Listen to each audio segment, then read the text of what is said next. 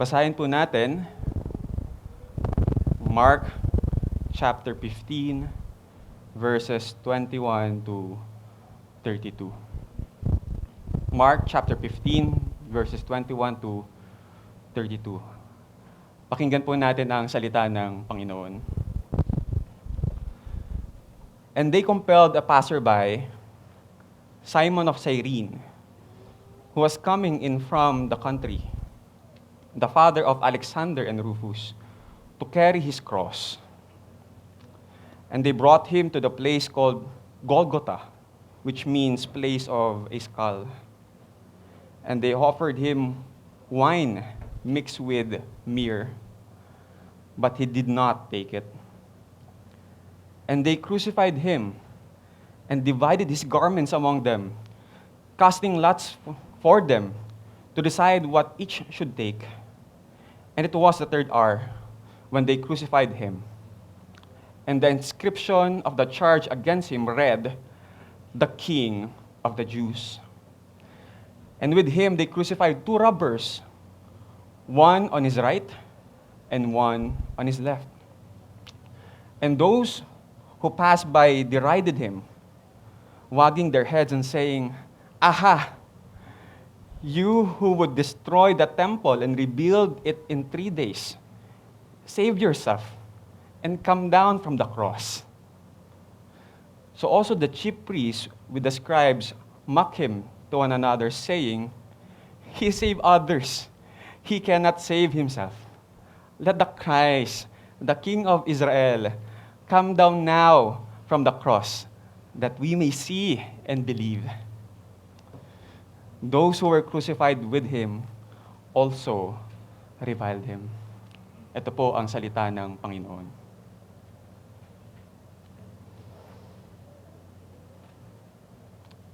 What do we believe? Ano ba ang pinaniniwalaan natin? Ito po yung katanungan na lagi natin sinasabi bago tayo mag-confession of faith. What do we believe? Mahalaga na lagi natin ito inaalala bilang simbahan. Pero, kailangan natin maunawaan na ginagawa natin ito hindi lang para kabisaduhin at magkaroon ng karagdagang kaalaman. Bagkus, tunay natin pagkatiwalaan. Kaya nga po yung salitang creeds or credo ay nangangahulugan ng ano ba ang iyong paniniwala. Hindi lang ito isang bagay na dapat natin inaalam o natututunan, kundi pinagkakatiwalaan. Iba ang alam sa paniniwala. Iba rin ang alam sa pagkilala. Maaaring alam mo ang isang bagay, pero hindi ibig sabihin ito ay iyong pinaniniwalaan. May nakausap ako na Jehovah's Witness o saksi ni Jehovah. At masasabi ko na kahit papaano ay meron silang alam patungkol sa Biblia. Ang pinag-usapan namin ay ano ba ang itinuturo ng Biblia? Makikita nyo po yun sa website nila, sa jw.org. Meron po silang Tagalog na katuruan doon. At ayun po yung tinuturo nila. Madalas nyo po sila nakikita sa labas. May daladalang mga pamphlets, no? Kung saan ayun po yung itinuturo nila. At isa po doon ay nagsasabi, ano ba ang tinuturo ng Biblia? Sinabi niya na ang Biblia ay sumasagot sa mahirap na nangyayari sa buhay at sa mga problema na pinagdaraanan ng tao. Tama, di ba? Na yung Biblia, sumasagot siya sa mahirap na katanungan patungkol sa ating buhay at sa mga problema natin. meron katotohanan sa kanyang sinabi, pero hindi ito yung kabuuan. Hindi ito yung buong katotohanan kung para saan ba ang Biblia. Ito ang ating kaibahan. Ang Biblia ay salita ng Diyos. At ang pangunahin na layunin nito ay maipakilala kung sino ba si Jesus na ating Diyos at Panginoon. Ang Biblia ay salita ng Diyos at ang pangunahing gawain nito ay magpakilala kung sino si Jesus na ating Diyos at Panginoon. Ang Biblia ay hindi lang nagsasaad ng kasaysayan or history na dapat nating alamin o dapat nating matutunan. Kundi ang Biblia, ang salita ng Diyos, ay dapat natin pagkatiwalaan. Natanong mo na ba sa iyong sarili kung gaano kahalaga sa iyo ang ginawa ni Kristo? At kung ano ang naging dala nito sa buhay mo.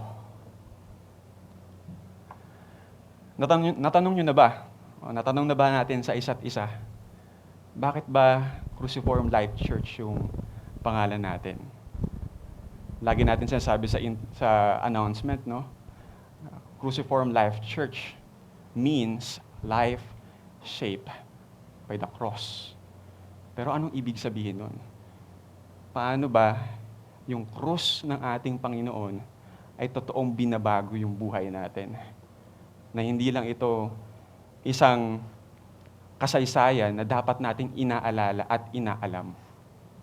No, katulad ng mahal na araw, na ang saysay nito, para sa ilan, ay para lang alalahanin kung ano yung ginawa at ginanap ni Kristo sa krus ng Kalbaryo. Pero hindi lahat ng tao ay nananampalataya rito.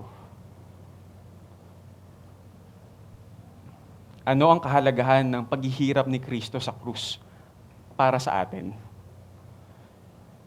Ito ang mga katanungan na kailangan natin masagot sa hapon na ito. Sa ating binasa, ipinapakita na ang paghihirap ni Kristo sa krus ay importanteng pangyayari. Ito ay may malalim na dahilan kung bakit ito nakalagay sa Bible. Ito ay nagpapatunay na totoong nangyari o merong ebidensya na nangyari ito sa kasaysayan. Sa katotohanan, marami pong mga historian, nakita nila yung maraming evidence and manuscripts na nagpapatotoo na si Jesus ay nabuhay, namatay, at nabuhay muli. Pero sa atin, hindi lang ito basta isang kasaysayan. Hindi ito tulad ng ibang mga kwento na walang saysay at walang kabuluhan. Ito ay puno ng kahulugan at kabuluhan.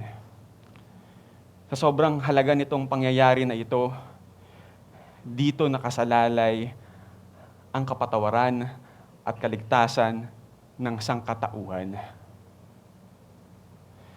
Kaya ang mensahe ng Diyos sa atin ngayong araw ay nagpapaalala sa atin ng kahalagahan ng paghihirap ng ating Panginoon sa krus ng Kalbaryo.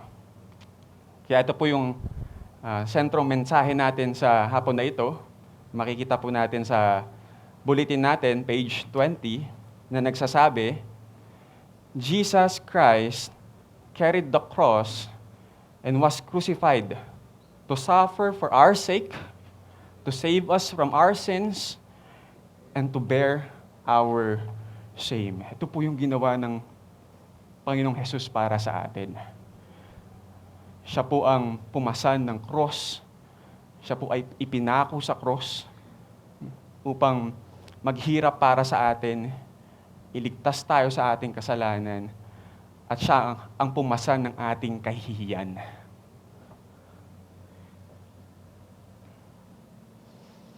Titignan natin kung paano ito na isagawa ng ating Panginoon sa pamamagitan ng pagpasan sa krus, pagpako sa krus, at sa kanyang paghihirap.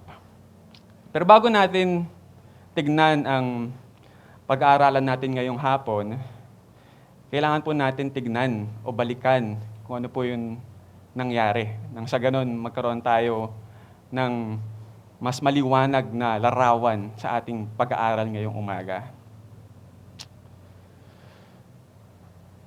Bago ito mangyari, itong paghihirap ni Kristo, kanyang pagdala ng krus at pagpako, ito po muna yung nangyari. Siya po ay hinatulan ni Pilato. Hinatulan ni Pilato si Jesus na siya ay ipapako sa krus at ipapapatay. Siya ay dinala ng mga kawal sa bakuran ng palasyo ng gobernador upang doon patuloy siya na pahirapan. Sinuotan nila si Jesus ng damit na para bang gusto nilang lokohin si Jesus. Siya ay pinusuot nila ng magarbong damit para sabing hari ng mga Hudyo. Kumuha sila ng halamang matinik, ginawa yung korona at ipinatong sa kanyang ulo. Ginawa nila ito para kutsain o asarin si Jesus. Sila ay nang-aasar na nagpupugay at bumabati sa kanya, "Hail, the King of the Jews!"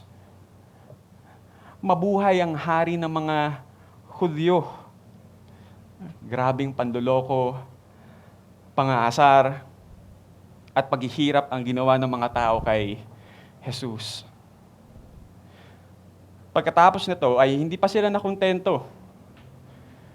Si Jesus ay pinaghampas-hampas nila sa ulo, pinagduduraan, at niloloko na niluluhuran para ipakita na siya ay kunwaring sinasamba. Siya po ulit ay hinubaran, hinubad po sa kanya yung magarbong damit at ibinalik sa kanya yung sira-sira at lagunit-lagunit na damit.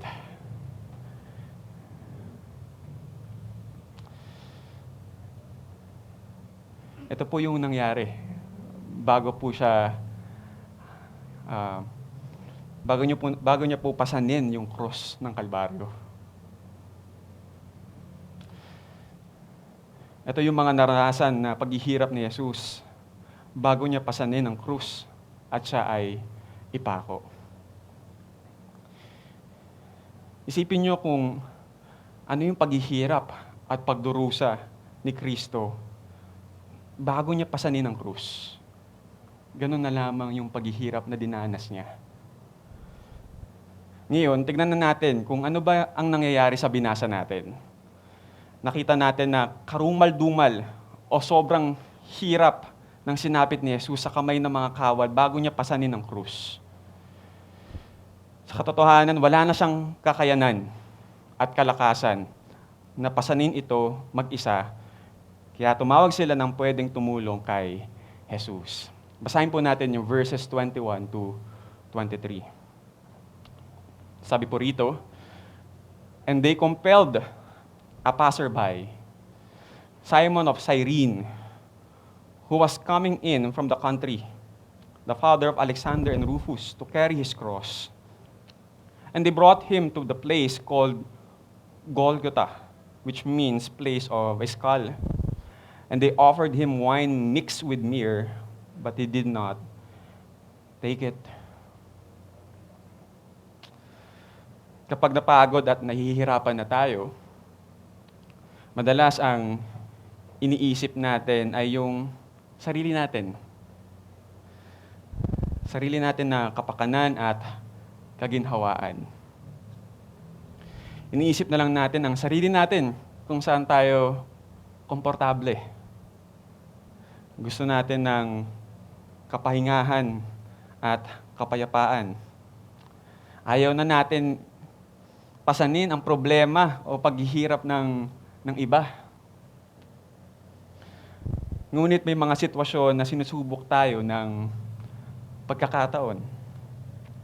Halimbawa, sa isang pamilya, galing kayong trabaho, sobrang pagod, binigay niyo ang buong kalakasan niyo upang gawin ang isang gampanin.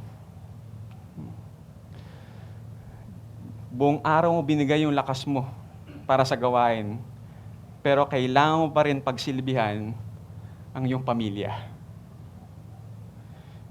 Hindi natin may tatanggi na minsan tayo po ay naiinis, nagreklamo, at nagagalit tayo. Hindi niyo ba alam na sobrang napagod ako? Kailangan ko muna magpahinga. Bigyan niyo muna ako ng espasyo.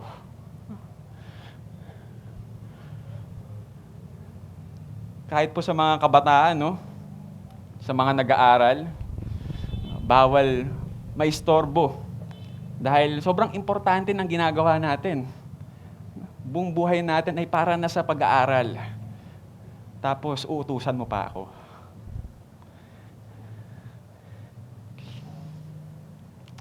Minsan, kapag meron hindi pagkakaintindihan, gusto natin wala nang pag-uusap. Ayaw natin pasanin ang paghihirap ng iba at gusto lang natin iniisip ang ating mga sarili. Ngunit hindi ganito si Jesus.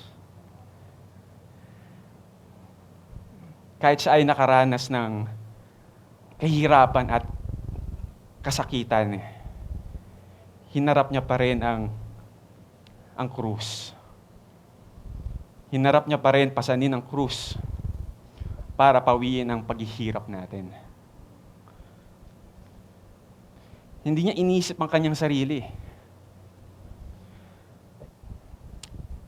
Kundi kahit sa kalagitnaan ng pagdurusa, ay inisip niya pa rin na sundin ang kalooban ng Diyos na magdudulot ng kaligtasan sa mga tao. Ganun na lamang ang paghihirap na pinagdaanan ni Jesus para sa atin. Kahit siya ay wala ng lakas para pasanin ang krus, siya pa rin ay nagpatuloy na pasanin ito para sa iyo.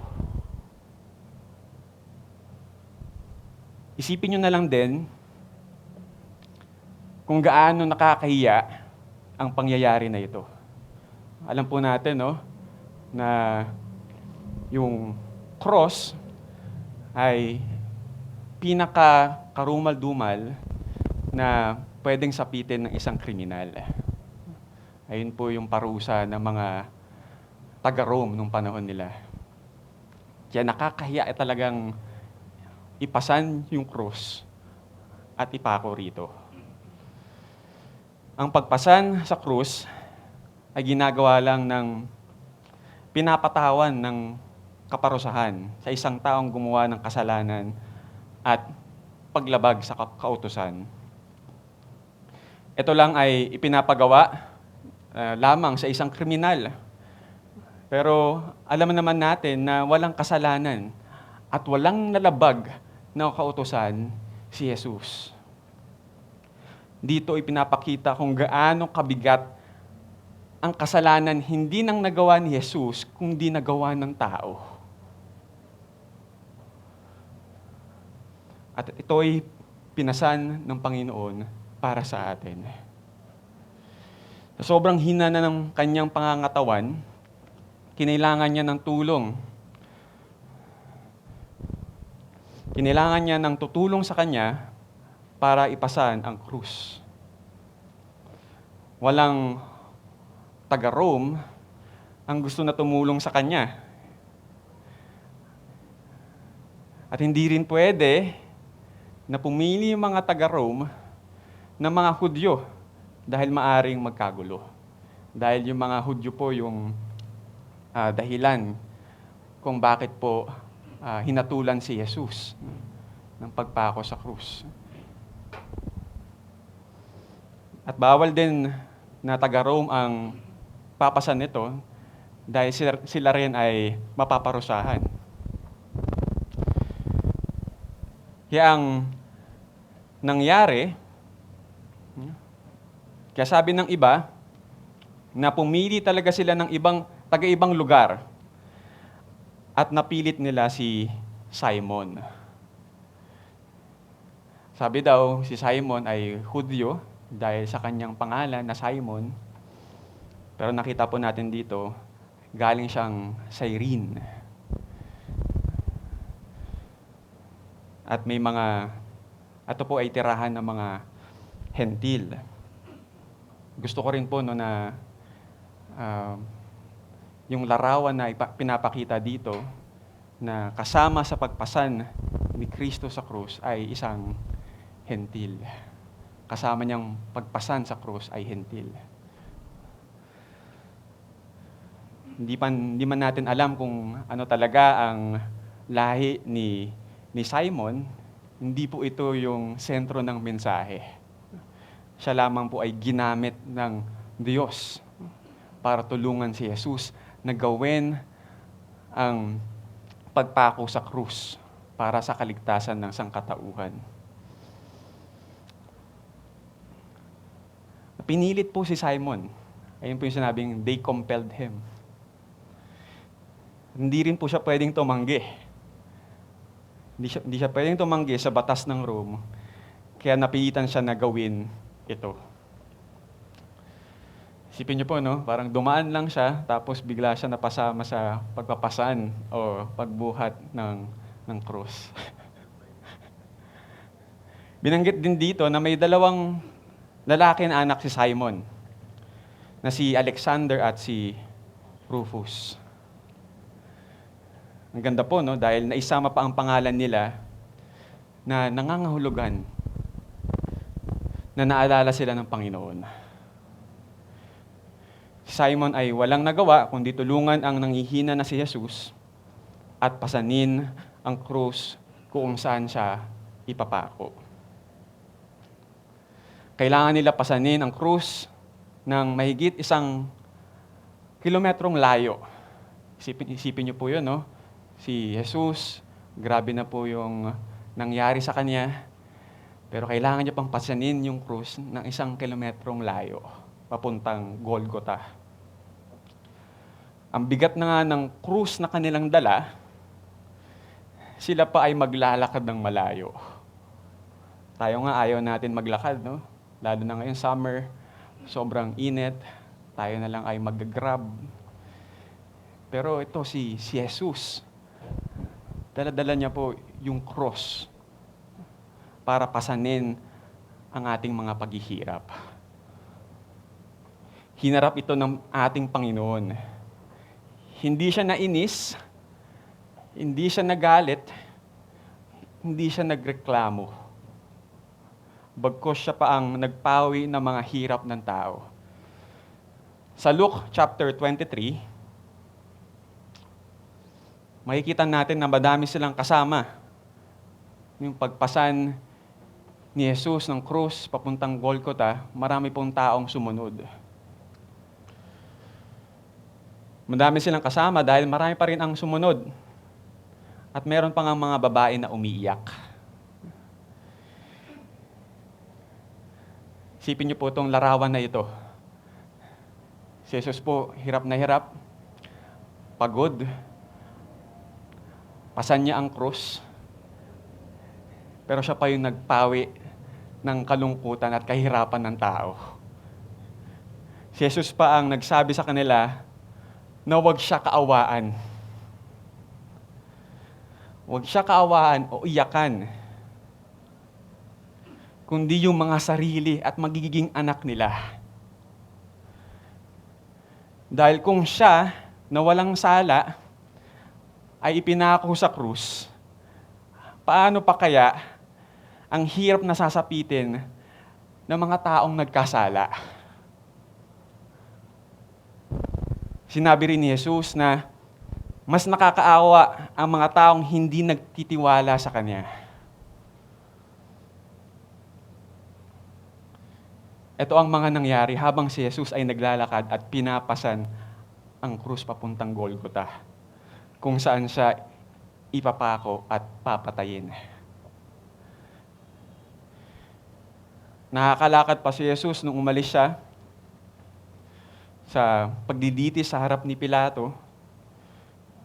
Ngunit bago siya nakarating sa Golgota, ay halos hindi na siya makalakad at kinailangan nilang buhatin siya. Kaya sabi po doon sa nabasa natin, and they brought him to the place called Golgota. Ganun na lamang po yung paghihirap na dinanas ng ating Panginoon. Dahil nakikita nila na hindi na maganda ang kalagayan ni Jesus, siya ay nais nilang bigyan ng alak bilang pampamanhid upang hindi na maramdaman ni Jesus ang kasakitan at kapaguran. Ngunit ito ay tinanggihan niya. Tayo po siguro kapag binigyan ng alak, no? Tagay na. Para mapawi mga paghihirap na pinagdaanan natin, makapag-relax, makatulog ng maayos. Pero hindi po ganun si Jesus nung siya ay ipapako sa krus. Ito po ay hinarap niya. Pinili niyang harapin ang paghihirap sa krus ng may malinaw na pag-iisip at handa na tiisin ang lahat ng pagdurusan na kanyang haharapin. Minsan gusto natin takasan na lang ang mga problema natin. Ayaw na lang natin isipin at harapin. Pero kung anuman ang kabigatan na dinadala natin ngayon, makakaasa tayo na ang Panginoon ang siyang nagpasan nito. Tutulungan niya tayo.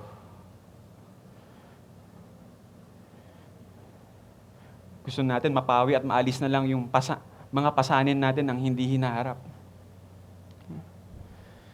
Makakaasa tayo na tutulungan tayo ng Panginoon na pasanin ito. Harapin natin ang mga pinagdaraanan natin kasama ang Panginoon na pumasan ng krus at naghirap para sa atin. Hindi nagtapos dito ang paghihirap ni Kristo sa krus. Ito pa lang po yung simula. Si Jesus ang nagpasan ng bigat ng ating mga kasalanan at nagdala ng bigat sa ating paghihirap. Hindi niya lang ito pinasan, kundi siya rin ay pinako sa krus. Tignan natin ang verses 24 to 26. Crucified on the cross to save us from our sins. Sabi po rito, and they crucified him and divided his garments among them, casting lots for them to decide what each should take. And it was the third hour when they crucified him. And the inscription of the charge against him read, "The King of the Jews." Kung obserbahan po natin yung binasa natin, bakit pa kaya ito nilagay sa Bible, no? Na pinag-agaw-agawan yung damit niya. Bakit kaya eksaktong the third hour nung siya ipinako sa krus? Ano kaya yung mga dahilan nito? Ang pagpako ni Jesus sa krus ay pagtupad ng pangako ng Diyos. At patunay na totoo ang lahat ng kanyang sinabi. Ang pangyayari na ito ay hindi lamang biglaan, kundi ito ay pagtutupad sa sinabi ng Diyos. Ito po yung dahilan kung bakit ito inilagay o inulat dito sa Book of Mark. Dahil gusto po ni Mark na makita ng nagbabasa nito na yung pagpako ni Kristo sa krus, ang pagkuha ng kanyang damit, ang kanyang paghihirap ay pagtupad ng pangako ng Diyos. Makikita natin sa Psalm 22, ito po'y binasa rin ni Brother Jonas kanina, no? Psalm 22. Yung nabanggit po ni Brother Jonas kanina, yung verses 27 to 28, kung saan lahat daw ng tao sa mundo ay maaalala at makikilala kung sino ang Panginoon. Kasama ang pamilya at bansa, at sila ay sama-sama na sasamba sa Panginoon. Sabi dito, for kingship belongs to the Lord, and He rules over the nations. Pero dito rin po, no, sa binasa natin, yung kahit po yung pagkuha ng damit niya ay pagpapakita na tinupad po ng Diyos ang kanyang pangako sa tao. Makikita natin sa Psalm 22, verse 16 to 18, kung saan sinabi na ang paparating na dakilang hari ay ipinako ang kanyang kamay at paa. Pinaghati-hatian nila ang kanyang damit. Sabi po sa verses 16 to 18, no? They have pierced my hands and feet. They divide my garments among them. And for my clothing, they cast lots. Parehong-pareho sa sinabi ni Mark. Kaya itong pangyayari na ito, nagsasabi sa atin na matagal na itong plano ng Panginoon. Ito ay nasa isipan niya noon pa, at nais niya na tayo ay maligtas at hindi mapahamak. Inalay niya ang kanyang sarili upang mabayaran ang ating mga kasalanan. Maligtas tayo sa ating kapahamakan.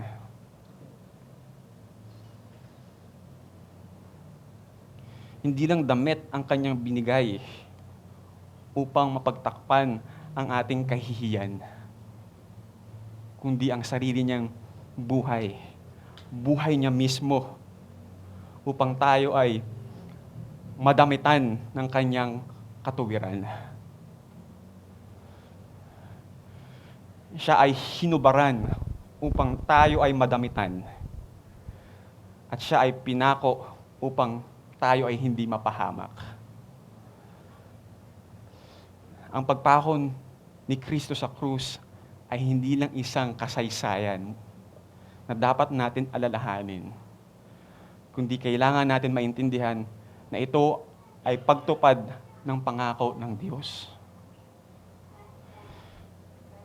At paghihirap na kanyang hinarap para hindi tayo mapahamak. Ang paghihirap ni Kristo sa krus ay nagbibigay ng pag-asa sa atin. Hindi lang po ito isang simbolo, kundi nagbibigay ng pag-asa sa atin. Napaka-importante rin maobserbahan na nailagay ang eksaktong oras kung kailan pinako si Kristo sa krus. Kung saan nagsasabi sa atin na tunay ito na nangyari. No, kapag tayo po, pinaghihinalaan tayo ng ibang tao, ang gagawin natin, nandun ako ng ganitong oras para ipakita na tayo po ay nagpapatotoo. Ganon din po dito, no? Nilagay po yung oras kung kailan pinako si Jesus upang magpakita o magbigay ng ebidensya na ito ay totoo na nangyari. Eksaktong 9 ng umaga noong si Kristo ay pinako sa krus. Kaya siguro yung ibang simbahan nagsisimula ng maaga o eksaktong 9 dahil sana inaalala nila ang pagpako ni Jesus tuwing linggo. Ayun po yung dahilan kung bakit din tayo nagsisimba, hindi po ba? Dahil inaalala po natin yung ginawa at ginanap ni Jesus. Minsan pa nga po, mas maaga pa na naghirap at napako si Kristo sa krus kaysa tayo pumunta sa simbahan. Ngunit ganun pa man, meron man tayo mga pagkakamali at pagkukulang, ay hindi niya tayo hinayaan. Bagkus patuloy niya tayong binabago. At nais niya tayo ay pangunahan niya at maging totoo sa atin na siya ang ating Panginoon at naghahari sa ating buhay. Ayun po yung nais ng ating Panginoong Jesus para sa atin. Ito ay pinakita niya sa kanyang pagkapako. Isinulat sa itaas ng krus ang paratang laban sa kanya, ang hari ng mga Hudyo. Inilagay man ito sa krus ni Kristo upang siya ay asarin at paratangan ng mali. Hindi ito matatakpan ang katotohanan na si Kristo nga ang hari ng Hudyo. Hari ng mga hari. Panginoon ng mga Panginoon. Hari ng mundo. Akala ng mga tao na ang totoong katanyagan ng hari ay nagpapakita ng tanyag sa kanyang pagsakop ng tao. Yung mga hari ay maganda ang pananamit, ginto ang korona. Pero si Jesus, ganito niya pinakita ang kanyang dakilang kapangyarihan bilang ating Panginoon at Hari. Ang pagpako ni Kristo sa krus ay nagpakita ng tanyag na kapangyarihan sa koronang tinik at paghubad ng damit. Itong paghahari ay ganap na ipinakita sa kanyang paghihirap sa krus, sa kanyang pagkapako sa krus. Sa ganitong paraan niya sinakop ang ating mga puso. Kahit po yung salitang paniniwala o pananampalataya, sabi po ni Mark, repent and believe, for the kingdom of God is at hand. Ano ba ibig sabihin nun? Tumalikod daw sa ating kasalanan at manampalataya at magtiwala. Anong ibig sabihin nila sa salitang pagtitiwala? Katulad ba yon ng pag-aalam natin sa salitang pagtitiwala? No, kapag alam natin yung isang bagay, alam natin ito'y totoo, ay yun na yung paniniwala sa atin. Kumbaga, nakabase sa ating intelektual, yung ating paniniwala. Pero, paano kaya yung mga taong walang kapasidad para mag-isip? Paano kaya may papakita yung paniniwala at pananampalataya? Dito makikita natin yung konsepto ng paniniwala at pagtitiwala ay hindi lang intelektual. Hindi lang pagsabi ng kung anong alam natin. Kundi ito yung katotohanan na si Kristo ang ating Panginoon ay sinakop ang ating buong buhay. Sinakop niya yung buhay natin. Ay yung ibig sabihin ng believe nung panahon nila. Na sila aanib kay Kristo. Ganun din ba tayo? Na sa ating pagtalikod sa ating kasalanan, tayo rin ba ay nagpapasakop at nakikianib kay Kristo na ating Panginoon? Ganun ba yung kaalaman natin patungkol sa paniniwala? Ganito yung larawan na si Kristo nga ang Hari at Panginoon ng ating buhay. Sinasakop niya lahat ng aspeto ng buhay natin. Nung walang aspeto na hindi siya yung Panginoon. Panginoon siya ng puso natin. At pag sinabing puso natin, buong katauhan natin. Ganun yung nais at kalooban ng ating Panginoon para sa ating buhay. Sa ating trabaho, sa ating pag-aaral, at sa ating pamilya. Si Kristo ba talaga yung Panginoon natin? Siya ba yung sumasakop ng buhay natin? Nagpapailalim ba tayo sa Kanya?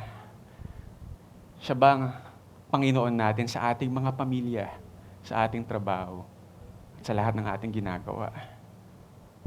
Sabi po ni Augustine, kung hindi siya Panginoon sa isang aspeto ng ating buhay, hindi talaga siya Panginoon sa atin. He's not Lord at all. Ganun na lamang yung ginawa ng ating Panginoong Jesus. Kaya nararapat siya ng buong buhay natin.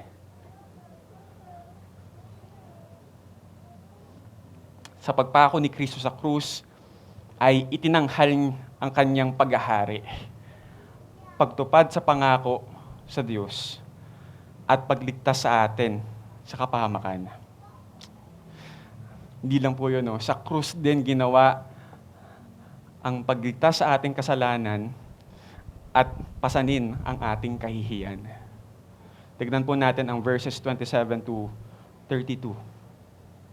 Condemned on the cross to bear our shame. And with him, they crucified two robbers, one on his right and one on his left. And those who passed by derided him, wagging their heads and saying, "Aha, you who would destroy the temple and rebuild it in 3 days, save yourself and come down from the cross." So also the chief priests with the scribes mocked him to one another, saying, "He saved others, he cannot save himself. Let the Christ, the King of Israel, come down now from the cross, that we may see and believe." Those who were crucified with him also reviled him.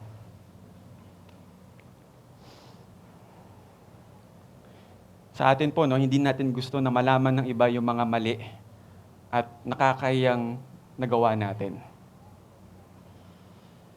Madalas hindi natin ito sasabihin sa iba. At itatago na lang natin ito. Pero minsan nga po, no, kapag may nalaman tayo ng mali at kahihiyan ng iba, gusto natin ipagkalat at ipahiya yung tao. Ganito yung nangyayari sa pagkapako ni Kristo. Isipin niyo po yung mga tao, sila na nga po ay nakapako sa krus dahil sila ay kriminal. Yung mga tao, kaya nila pinag-aagawan din yung damit ni Kristo dahil sila po ay nagsusugal sa paanan ni Kristo. Yung mga chief priests na legalistic, binabago yung kautusan, siya po ay pinapahiya. Pero hindi po nila makita yung sarili na. Hindi nila makita yung sarili nilang kahihiyan. Kahihiyan na kanilang ginawa. Nung may dalawang kriminal na magnanakaw sa tabi ni Jesus, kung saan yung isa ay inaasar at sinusubok pa siya, at alam po natin yung isa naman ay naalala ni Kristo na siya po ay kasama sa kanyang kaharian. Isipin niyo po, no, yung lordship pa rin po ni Jesus ay pinapakita niya. Na inalala niya yung isang magnanakaw na nakapako dahil siya po ay naniwala at nanampalataya. Meron din mga taong dumadaan na nagpapakita ng kanilang hindi pang sang-ayon at nagsasabi ng mga salita na pangungutya. Si Kristo ang tumanggap ng lahat ng pang-aasar, pangungutya at pang-aapi. Sa krus, doon niya pinasan ang ating mga kahihiyan. Ang ganda pong larawan nito dahil merong iba't ibang klase ng tao.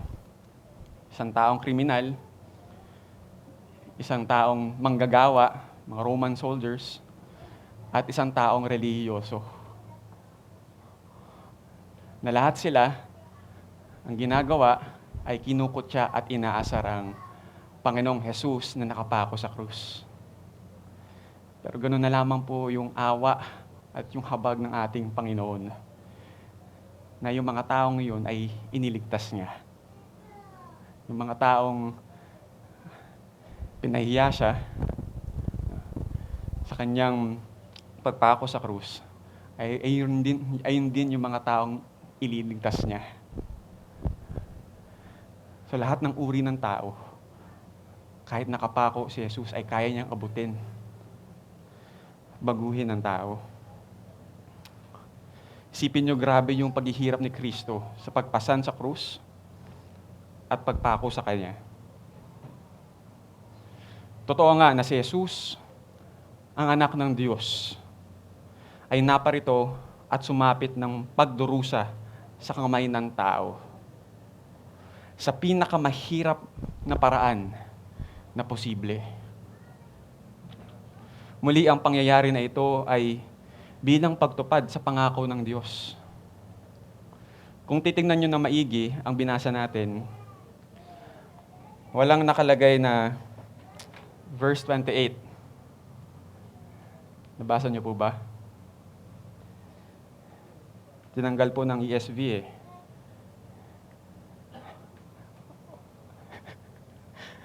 May mga pag-aaral na hindi raw ito sa pinakauna at pinakamaasahang Greek manuscript.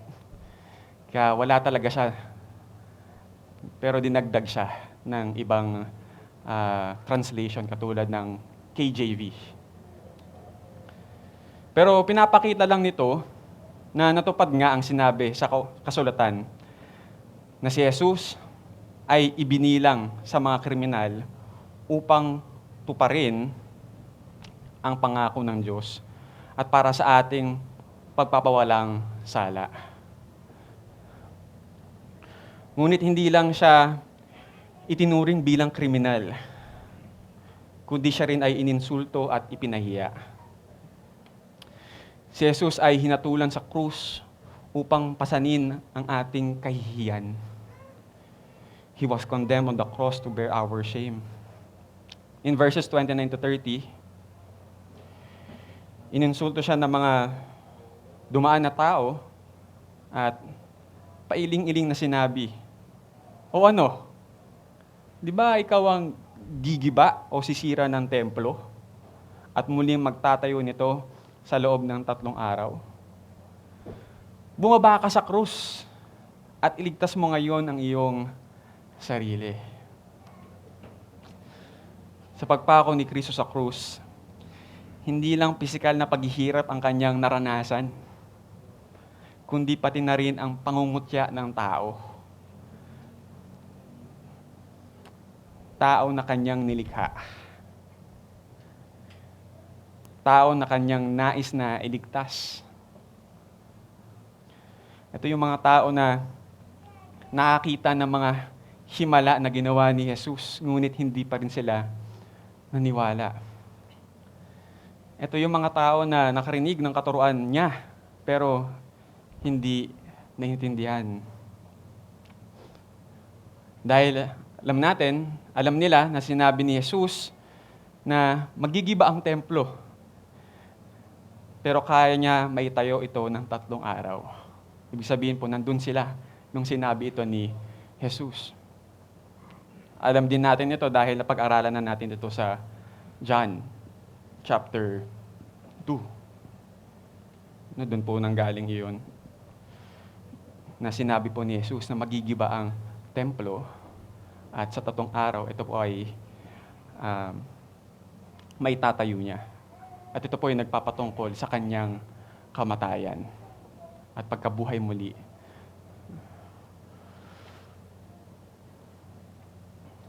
Makikita po natin dito yung mga tao na talagang hindi nagtitiwala sa Kanya. Narinig po nila yung katuruan ni Jesus. Kaya alam po nila na siya yung merong otoridad na magligtas ng tao. Kaya sabi niya, sabi ng mga nangungutya sa Kanya, "Save yourself and come down from the cross." Iligtas mo yung sarili mo at bumaba ka dyan sa krus. Na para bang, di ba ikaw yung nagliligtas ng tao?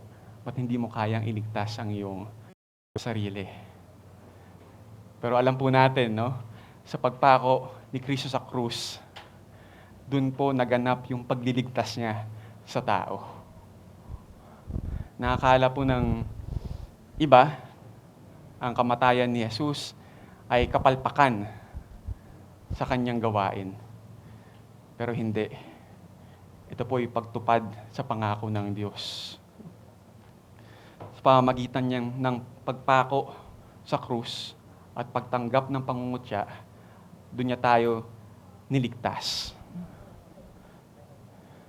Sabi rin po sa verses 31 to 32, so also the chief priests with the scribes mock him to one another, saying, He saved others.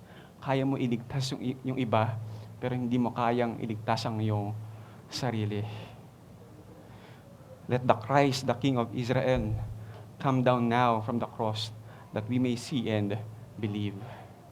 Pero sa katotohanan, kahit pa po bumaba si Jesus sa cross ng Kalbaryo, itong mga taong to ay hindi maniniwala sa Kanya. Dahil nakita na nila yung mga himalang ginawa niya, pero hindi pa rin sila naniwala.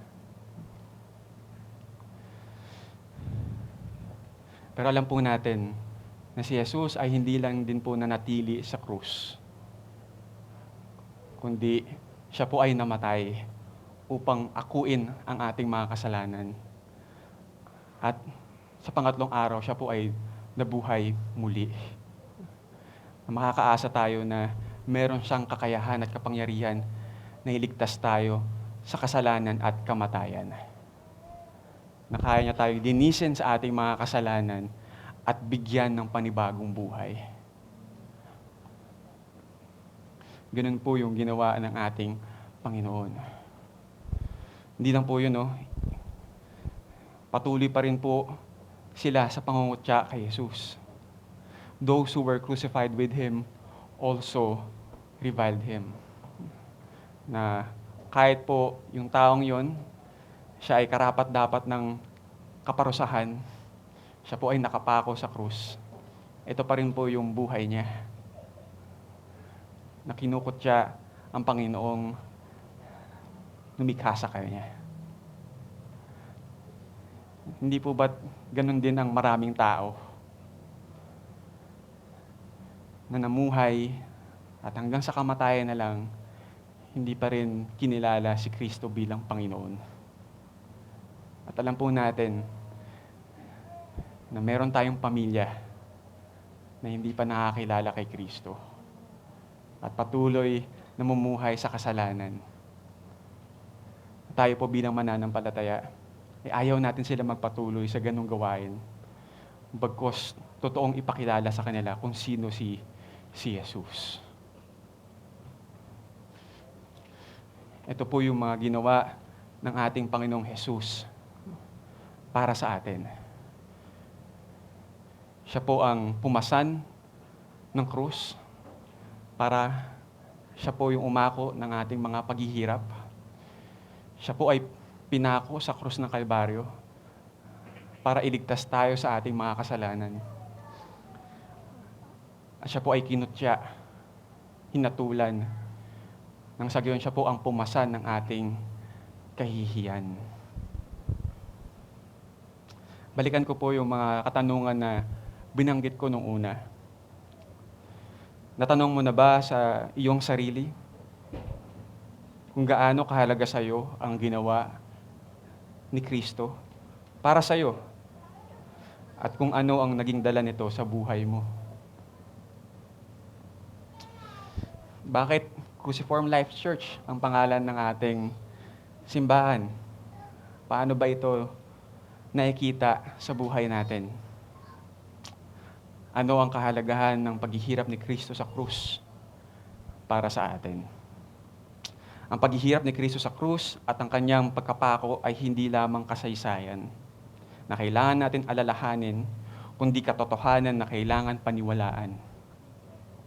Na ito ay nangyari upang ipakita ni Jesus na siya ang naghirap para sa atin, pinagtakpan ng ating kahihiyan, at iniligtas tayo sa ating mga kasalanan.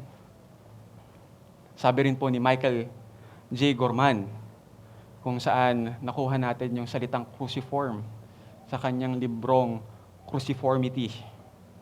He talks about the ongoing visible expression of faith in and conformity to the crucified and resurrected Christ.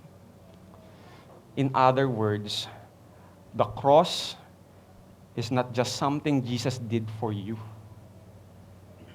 It is a pattern Jesus forms in you. No, hindi lang po ito ginawa ng ating Panginoon at ayun na, tapos na. Kundi yung pagkapako ni Kristo sa krus ay patuloy na nag-shape sa atin. Patuloy tayong hinuhubog nito sa ating mga buhay. Kaya sana po, sa pagharap natin ng ating buhay, at alam ko po na sa darating na linggo ay may mga paghihirap pa rin po tayo na pagdaraanan. Pero sana po, dahil alam natin ang ating pananampalataya na si Jesus ay naghirap para sa atin, makakaasa tayo na siya po yung tutulong at papasan ng ating problema at hindi tayo nag-iisa. Sa mga kasalanan na patuloy pa rin na ginagawa natin at tayo po ay nakokondena. Sana po maintindihan natin na si Jesus ay pinako sa krus para iligtas tayo sa ating kasalanan. At patuloy niya yung ginagawa sa buhay natin, na hindi niya po tayo hahayaan na magpatuloy sa mga bagay na hindi kaaya-aya sa kanyang harapan, na hindi nagbibigay ng karangalan sa kanya bilang ating Panginoon. At kung tayo po ay nahihiya na sa lahat ng ating ginagawa, at alam ko po, totoo to sa bawat mananampalataya, na tayo pa rin po ay dinadalaw ng mga nagawa natin nakaraan, makakaasa po tayo na ito po ay tinapos na ni Kristo sa krus ng Kalbaryo. Siya po lahat tumanggap ng kahihiyan natin. Kaya nga po yung patotoo natin, sabi rin po ni Pastor Enteng kanina, na yung mga nagawa nating kasalanan at kamalian sa nakaraan ay hindi na po ito binibilang sa atin ng Diyos, kundi ito po pinatawad niya na ng kompleto. Kaya wala na po tayong dapat ikahiya, kundi dapat ito po maging patotoo na si Kristo ay totoo at siya po ay merong kakayahan at kapangyarihan na baguhin ang isang tao, na siya po ay totoong Panginoon natin sa ating buhay. Ito po yung ginawa ni Kristo sa krus.